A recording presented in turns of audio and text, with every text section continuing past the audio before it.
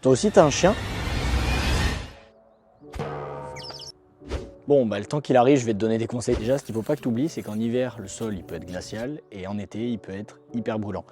Donc les coussinets de ton chien, ça va être les premières barrières face à ces agressions. Donc ça va être super important de venir les protéger efficacement avec les bons produits. Déjà, comment savoir si le coussinet de ton chien, il a besoin que tu viennes lui mettre du baume? Désolé, je te mets un peu à l'envers. Dans un premier temps, il faut toujours que ton coussinet il soit relativement doux.